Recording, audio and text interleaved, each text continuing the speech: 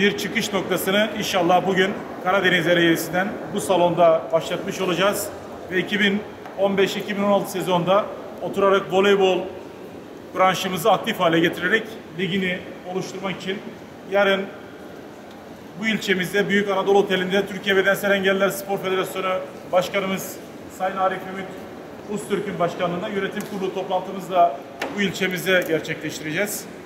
Biraz önce kendisiyle telefonla görüştüm. Sizlere sevgi ve selamlarını iletti. Başarılar dilediğini iletti. İnşallah pazar günü kapanış seremonisinde bizlerle birlikte olacak. Heyecanlı paylaştı. Ligin bir an önce oluşturulması ile ilgili bize ve kurullarımıza talimat verdi. Gerek hakem yönetmeliğimiz, gerek statü ve yönergelerle ilgili ligin oluşturulması için çok hızlı bir şekilde hareket edip önümüzdeki sezon bu ligin oluşturulmasında öncülük yapacak olan bütün kulüplerimize, sporcularımıza başarı dilekleri iletti. Gerçekten bu organizasyonlar kolay olmuyor. Bu organizasyonlar emek istiyor, meşakkat istiyor. Yani böyle kolay yapılmıyor. Dolayısıyla şu anda Ereğli'de A'dan Z'ye kadar her şeyden çok mutluyuz, çok memnun olduk. Sporcu arkadaşlarımız mutlu. Bundan sonra da inşallah bu Ereğli Belediye'mizin yapmış olduğu bu tür örnek çalışmaların diğer belediyelerimize hızlı bir şekilde yayılması ve temennisini de bulunmak istiyorum. Dolayısıyla Ereğli Belediye Başkanımıza bu anlamda teşekkürü ve alkışı çok fazlasıyla hak ettiğini düşünüyorum.